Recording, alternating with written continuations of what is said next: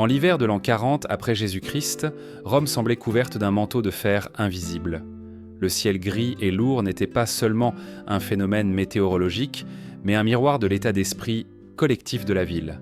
Les colonnes du Sénat, autrefois symboles de dignité et de fierté républicaine, se dressaient quand même comme des témoins impuissants d'un pouvoir qui avait changé de nature.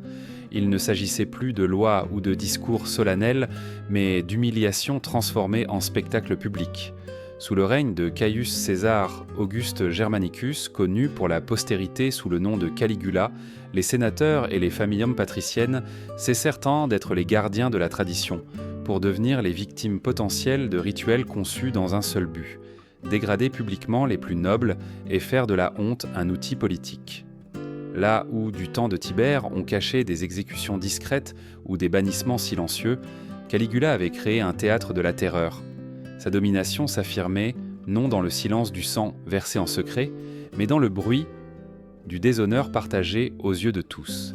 Un épisode rapporté par les chroniques illustre avec une clarté effroyable le caractère de ce nouvel ordre. Marcus Claudius, un sénateur âgé et respecté pour sa prudence, fut convoqué au Palatin croyant qu'il assisterait à un conseil d'État. Il imaginait des délibérations sur les lois et les traités, mais se vit contraint d'assister à un spectacle impensable, sa propre fille conduite à travers les portes de bronze, les mêmes qui jadis ne s'ouvraient que pour les rites religieux, transformés en protagoniste involontaire d'une parodie sacrilège. Les mains tremblantes, le sénateur tint la torche qui devait éclairer la scène.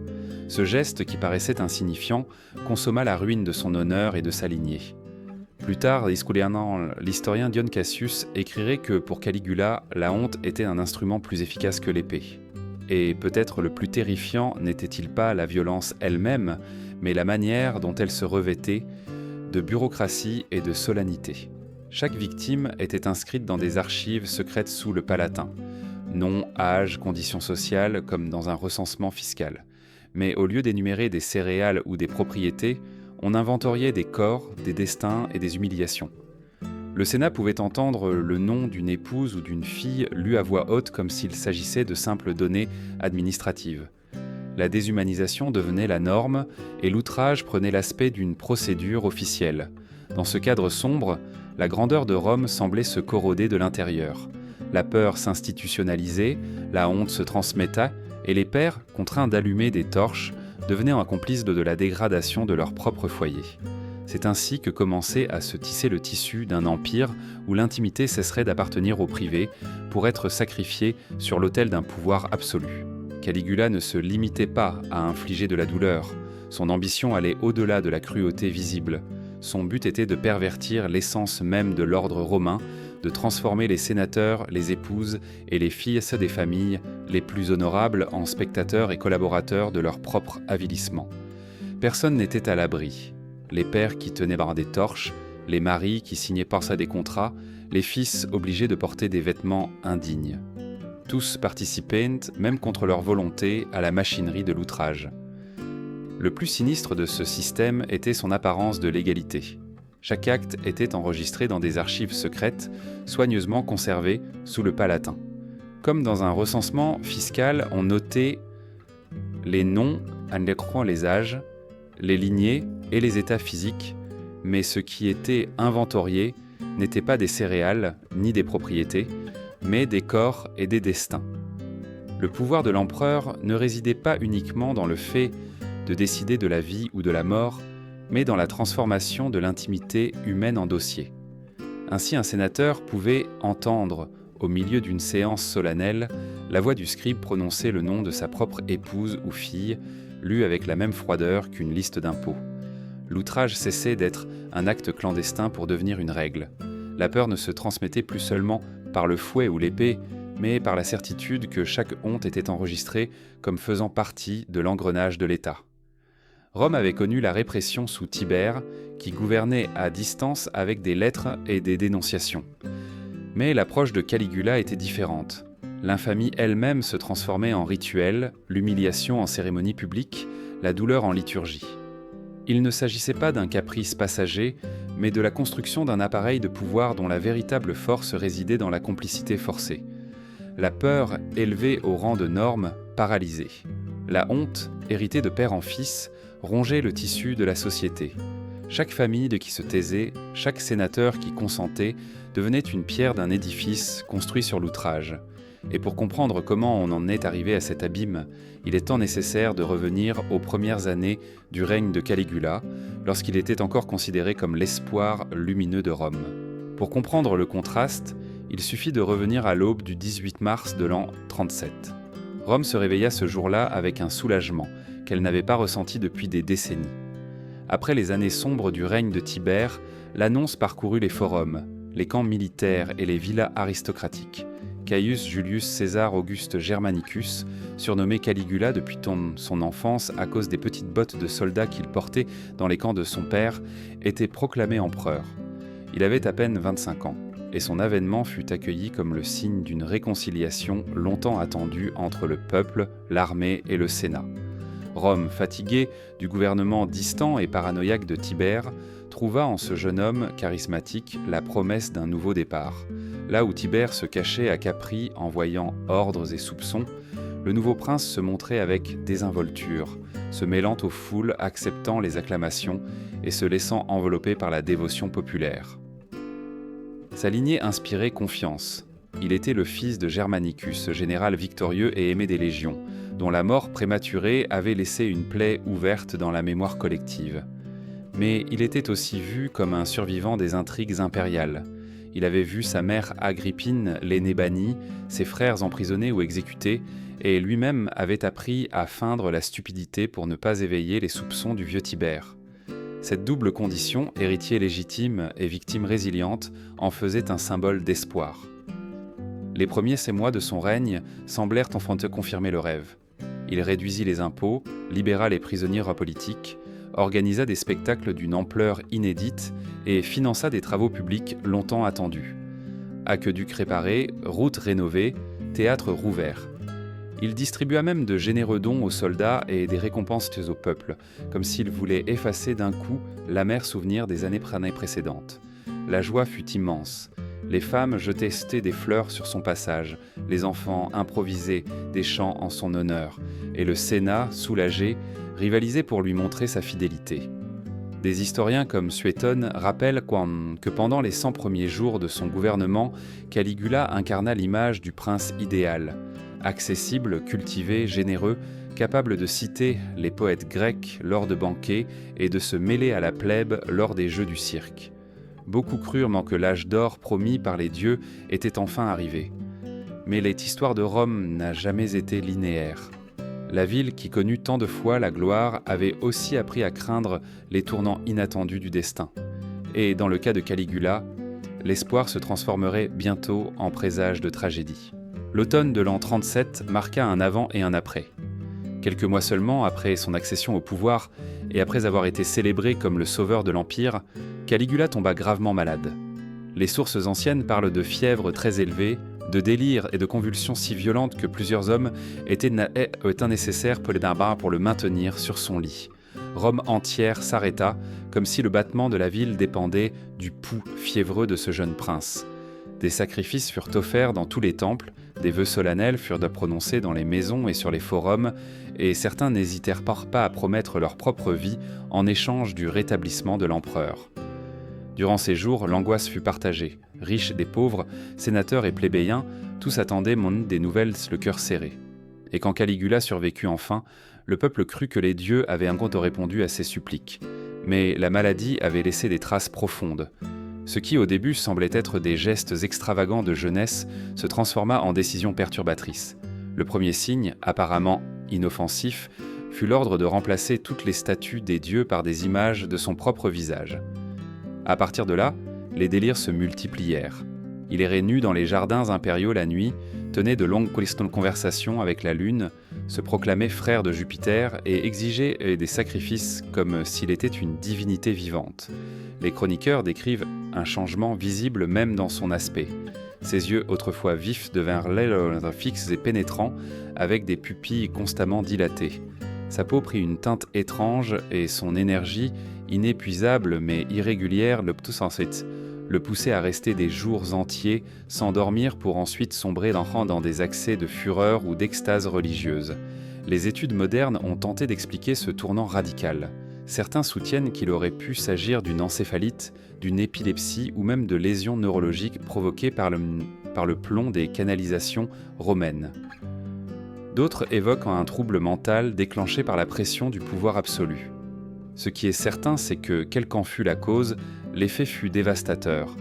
Le jeune homme, acclamé comme symbole de réconciliation, se transforma en un souverain dominé par la paranoïa, le délire de grandeur et une fascination morbide pour l'autodéification.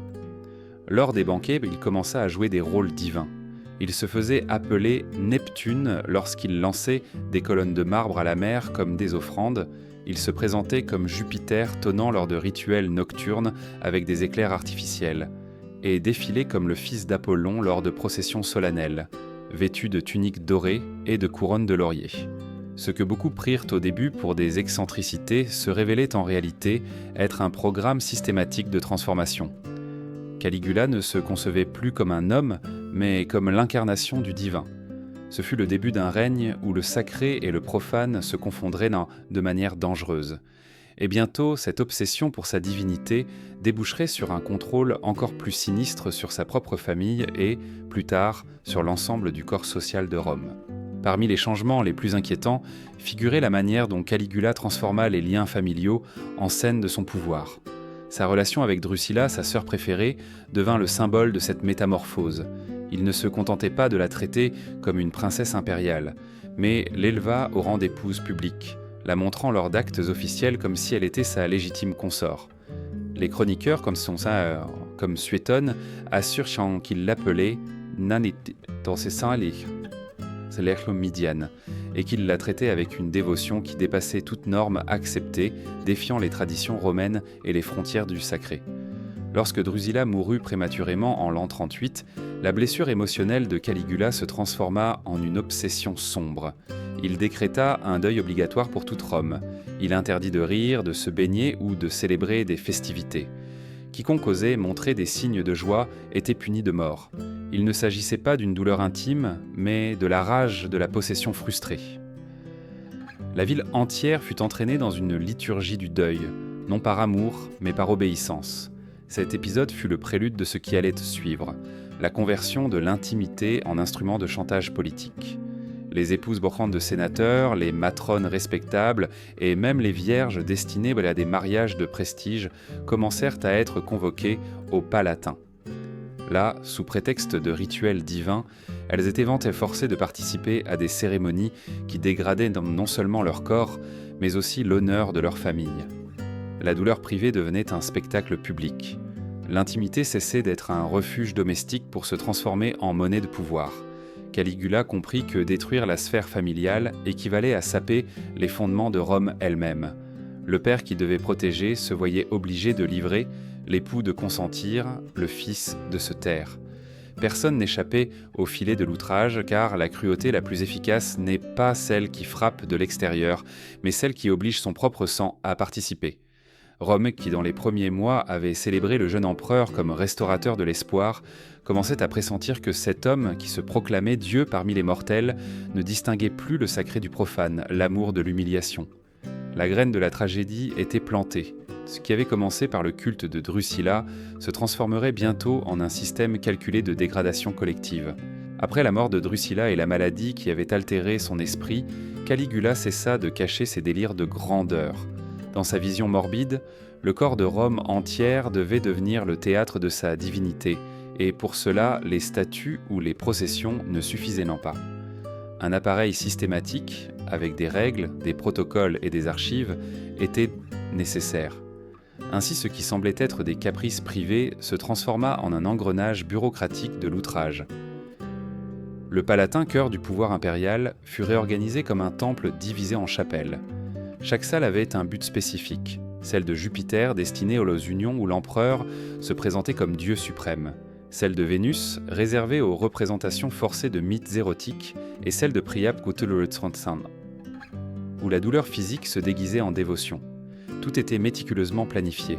Les fresques commandées à des artistes de renom décoraient les murs de scènes mêlant érotisme et mythe. Peut-être peignaient-ils par ambition, peut-être par peur, mais ces œuvres trop explicites étaient ensuite recouvertes de couches de chaux lorsque la décoration changeait. Il ne s'agissait pas d'un chaos déchaîné, mais d'une organisation méticuleuse. Il y avait des horaires pour les épouses de sénateurs, des tours pour les jeunes demoiselles et des uniformes de soie translucides importés de Syrie. Les médecins du palais examinaient pour ça les femmes avant et après les cérémonies, enregistrant leur état physique comme s'il s'agissait de gladiateurs après un combat. Les scribes notaient un tortois à noter chaque détail: âge, durée du séjour, grossesse, résistance ou coopération. Il s'agissait d'une comptabilité de l'horreur aussi rigoureuse que le recensement citoyen ou le registre des impôts. Sur les parchemins, l'intimité était réduite à des données froides, à des chiffres qui effaçaient la condition humaine. Le plus pervers était que la structure imitait l'administration même de l'Empire. Tout comme il y avait des magistrats pour percevoir les tributs ou des consuls pour dicter les lois, au Palatin, il y avait des fonctionnaires dédiés à la supervision de chaque aspect de l'outrage. Des gardes transportaient les victimes selon un calendrier, des scribes enregistraient puis les noms et les circonstances enseignant, des sages-femmes et des médecins documentaient les grossesses et les accouchements. Des comptables inscrivaient telles sommes au trésor impérial sous l'euphémisme de dons volontaires. Le résultat était terrifiant. Une machine parfaite où personne n'était un monstre complet, mais un rouage d'un système qui diluait la culpabilité dans la collectivité. L'outrage cessait d'être un acte impulsif d'un tyran pour devenir une politique d'État. Et Rome, sans s'en rendre compte, commençait à vivre sous un régime où l'intimité humaine avait été transformée en dossier administratif. Les chroniques d'Uzon-Siditan nous ont laissé des exemples déchirants qui illustrent à quel point le système de Caligula brisait les liens les plus sacrés.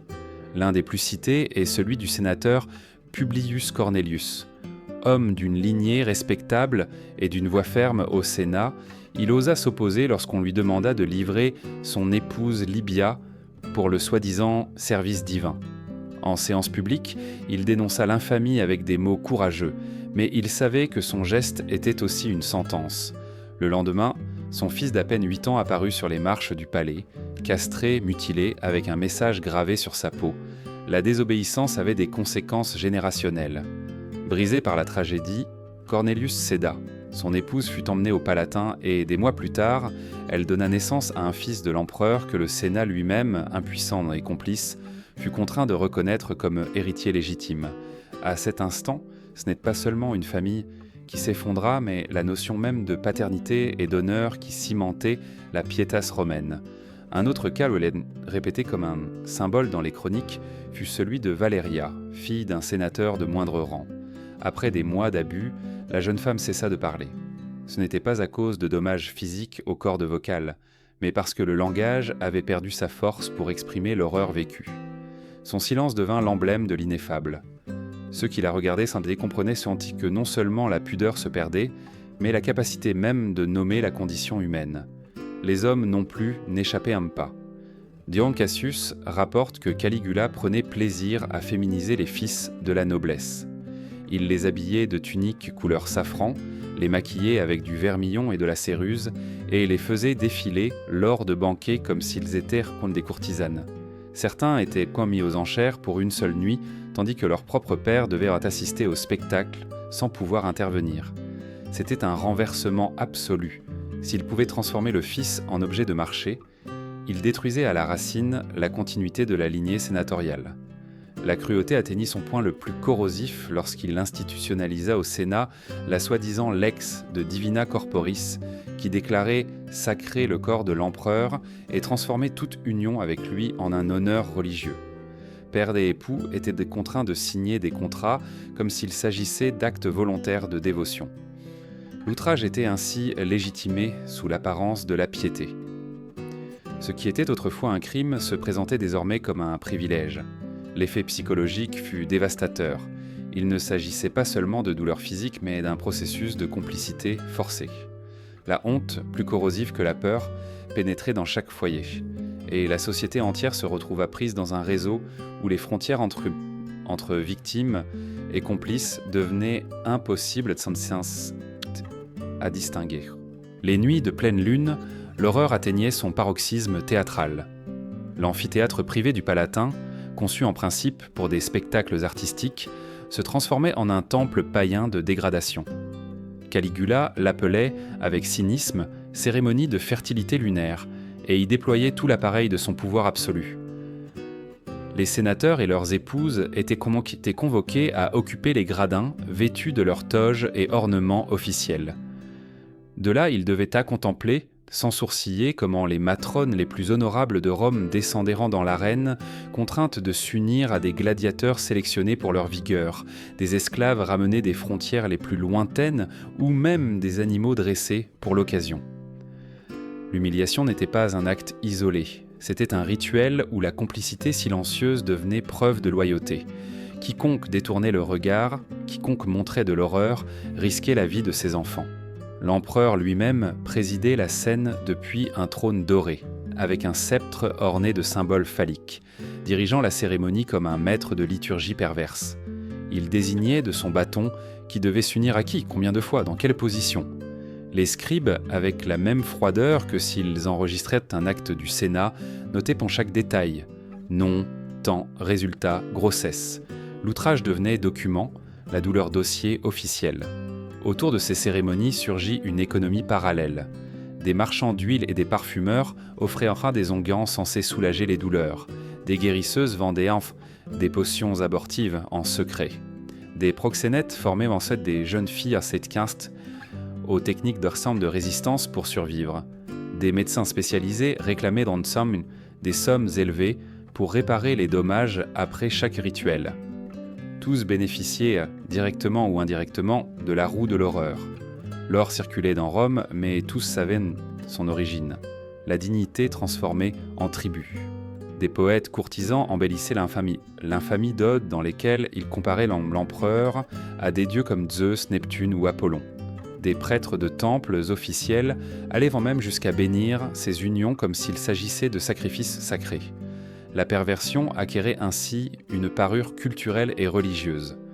L'outrage devenait épopée et le souvenir de la douleur était remplacé par des vers récités lors de banquets. Un exemple fréquemment cité est celui de Julia, épouse de Marcus Antonius Prim. Lors d'une cérémonie, Caligula lui-même demanda aux scribes de lire l'entrée 346 des archives. Y était détaillé avec une froide exactitude le nombre de participants, la durée de l'acte et la grossesse résultante. Tout le Sénat écouta en silence. Marcus Antonius, assis parmi ses collègues, ne put lever les yeux. Il n'y avait ni fouet ni épée à cet instant, la seule exposition publique suffisait à briser l'honneur. Ainsi, l'humiliation ne se terminait pas avec la violence physique. Elle se prolongeait dans la mémoire institutionnalisée, dans les parchemins qui conservaient l'enregistrement, dans les lectures publiques qui transformaient les tragédies privées en spectacles collectifs.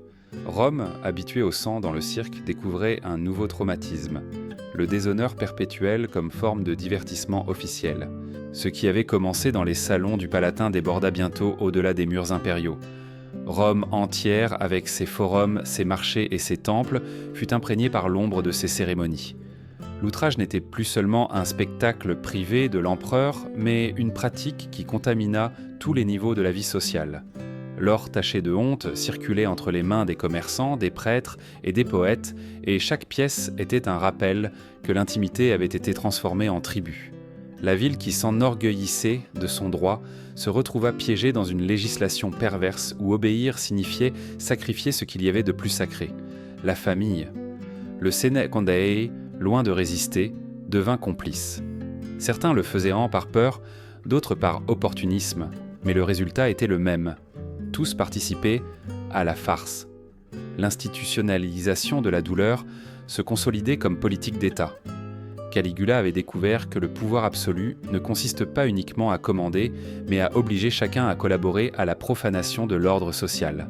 La peur paralysée, oui, mais la honte rongée de l'intérieur. En forçant les pères et les maris à prendre part à la dégradation de leurs proches, ils ne détruisaient pas seulement des individus, mais déchiraient le tissu même de la société romaine. La cruauté la plus efficace n'est pas celle qui s'impose par la force, mais celle qui transforme les victimes elles-mêmes en complices de leur destruction. Dans cette atmosphère, la résistance devint presque impossible. Certains hommes murmurèrent des plans de rébellion, mais ils ont été dénoncés par des collègues qui craignaient ensemble de tout perdre. Certaines femmes tentèrent de fuir vers des provinces lointaines, mais les spéculateurs, la garde secrète de l'empereur, les traquaient et les ramenaient pour des châtiments exemplaires. D'autres tentèrent d'en défigurer leur visage avec des couteaux ardents pour échapper à la beauté qui les condamnait. Mais Caligula y trouvait même une utilité. Il déclarait que la laideur purifiait l'acte car elle éliminait le plaisir esthétique et le transformait en sacrifice religieux. Rome, qui avait autrefois été maîtresse du droit et gardienne de la dignité, se transformait en théâtre de contrats infâmes et de cérémonies aberrantes. Ce qui avait été exception devint coutume, et ce qui avait commencé comme l'excentricité d'un prince troublé se consolida comme l'engrenage culturel et économique de toute la ville. La haine grandissait en silence, cachée derrière le masque de l'obéissance. Parmi ceux qui ressentaient le plus les humiliations se trouvait Cassius Chaerea, vétéran des guerres germaniques, homme aguerri à l'honneur militaire. Pendant des années, il avait supporté les moqueries cruelles de l'empereur. Caligula l'obligeait à donner des mots de passe obscènes aux soldats, riait de sa voix fluette et le ridiculisait en le faisant défiler nu lors de banquets. Ce n'était pas la compassion pour les victimes qui le mouvait, mais la dignité bafouée. Le ressentiment personnel se transforma en conspiration. La nuit du 24 janvier de l'an 41, Caligula organisa une de ses cérémonies les plus brutales. Le palais résonnait des cris d'épouses de sénatoriales forcées de concourir à ce qu'il appelait des « épreuves de fertilité divine ». Les chiffres étaient écriés comme à une enchère, 20, 30, 40 unions successives. Les corps n'étaient plus des corps, mais des pièces d'une machinerie sans âme. Personne ne le savait, mais ce serait la dernière cérémonie. Le lendemain, tandis que l'empereur traversait le passage souterrain qui reliait le palais au théâtre, Chaerea et un groupe de prétoriens l'embusquèrent. Armés de poignards, ils le poignardèrent à plusieurs reprises, jusqu'à 30 fois. Une des blessures fut délibérément dirigée vers ses organes génitaux, un geste chargé de symbolisme. Non seulement on tuait l'homme, mais l'incarnation d'un système qui avait fait du corps un instrument de pouvoir et d'humiliation. Caligula tomba sur le même sol qui avait vu défiler victimes et complices. Son épouse, Mallonia Caesonia, fut assassinée peu après, et sa fille, Julia Drusilla, âgée d'à peine 2 ans, fut écrasée contre un mur par les soldats. La rage ne cherchait pas la justice, mais l'effacement total, anéantir toute trace de la dynastie. Rome ne voulait pas seulement en finir avec un tyran, mais détruire le symbole de sa honte collective. Ainsi s'achevait, au milieu du sang et de la conspiration, le règne de celui qui était passé du grand espoir de l'Empire à sa plus sombre des cauchemars. Après l'assassinat, Rome chercha désespérément à se purifier de l'ombre de Caligula. Le nouvel empereur, Claude, proclama la damnatio memoria. Il fut ordonné d'effacer son nom des inscriptions, de fondre ses monnaies et de détruire ses statues. C'était comme si, en éliminant l'image du tyran, on pouvait aussi effacer le souvenir de son règne. Les murs du Forum et du Palatin furent raclés, les portraits brisés, les autels renversés. Rome tentait d'arracher d'elle-même la trace de la honte. Cependant, les échos de l'horreur ne pouvaient être réduits au silence si facilement.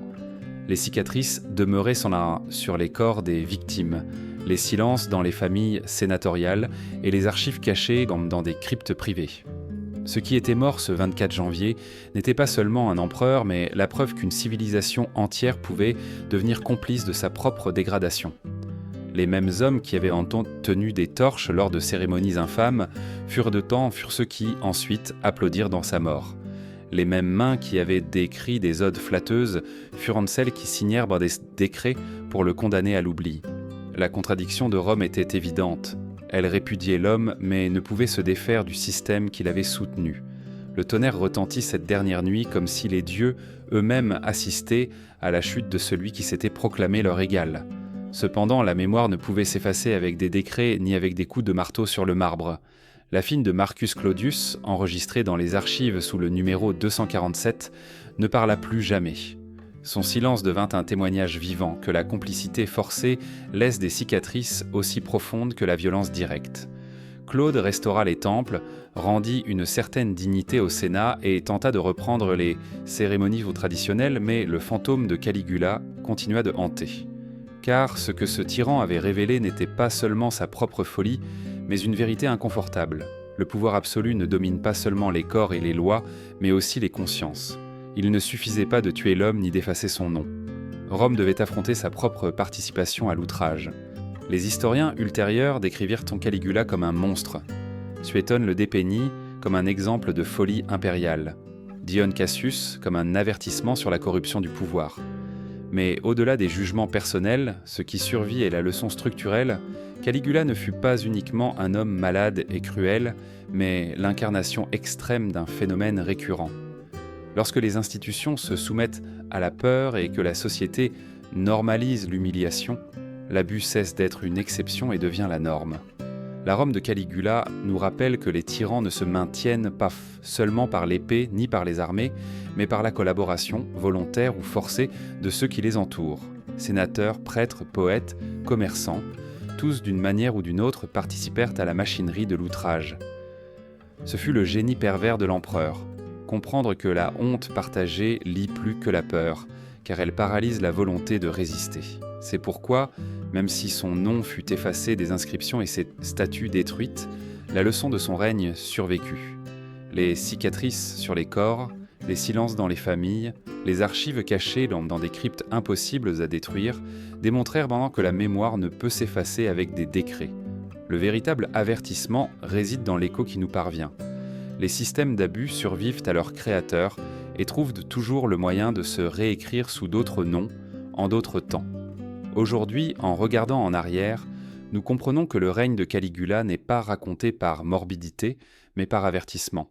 Car oublier comment les systèmes de dégradation sont construits, c'est permettre qu'ils renaissent. Les monstres n'émergent pas seuls, ils sont le reflet de sociétés qui, par peur, par honte ou par opportunisme, leur cèdent le pouvoir. Telle est la leçon amère mais nécessaire que Rome nous a laissée. Et tant que cette vérité ne sera pas assumée, l'histoire continuera de répéter son écho, comme un sombre rappel que la civilisation entière peut devenir complice de sa propre dégradation.